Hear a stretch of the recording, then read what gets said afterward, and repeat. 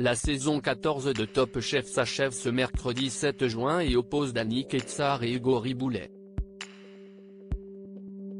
L'un d'eux tirera une lame orange, synonyme de défaite, et l'autre une lame acier, le sacrant ainsi grand gagnant. Mais au fait, pourquoi ces couleurs? Si est-il l'heure du sprint final? Après un marathon culinaire de 15 semaines, place à la finale de Top Chef ce mercredi 7 juin. Une finale un peu particulière pour Philippe Etchebest. Déjà parce qu'il n'avait plus connu ce stade de la compétition depuis 2019 et le sacre de Samuel Albert. Mais aussi parce que les deux derniers candidats sont passés dans sa brigade. D'un côté, il y a Hugo Riboulet, détenteur des manchettes bleues depuis le début de la saison 14. De l'autre, Dany Quetsart. Choisi par le meilleur ouvrier de France au premier épisode, il avait dû rendre ses manchettes la semaine suivante, à la surprise générale.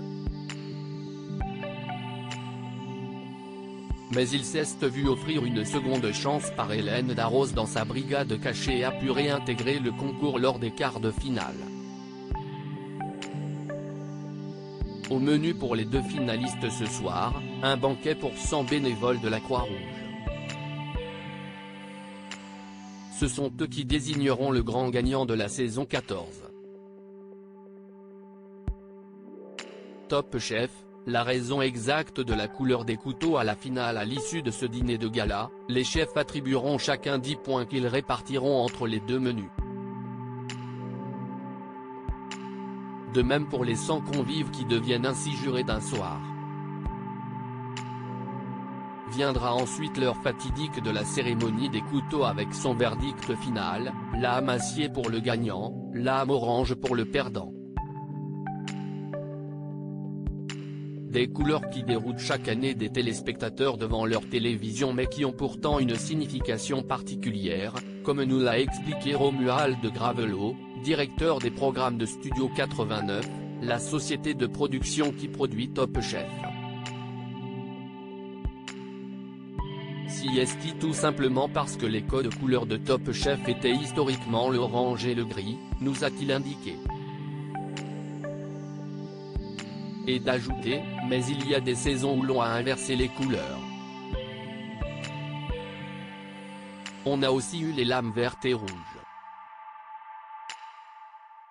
Si est-il pour cela que l'on rebriefie les candidats et les chefs car même nous, on s'y perd. Top Chef, le lieu de la finale n'est pas choisi par hasard. Tout ce cérémonial se déroule dans le cadre luxueux du Four Seasons George V. Un palace choisi pour une raison très précise, comme nous l'a également indiqué la production.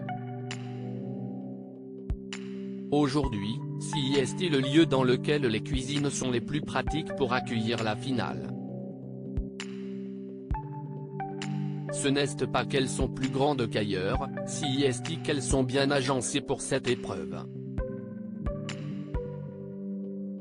On peut avoir les deux brigades bien séparées. Mais en même temps pas trop loin.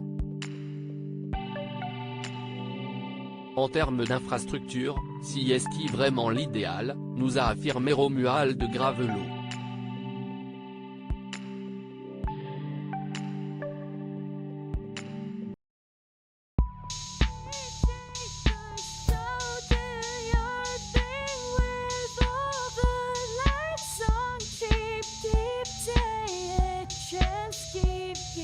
Yeah.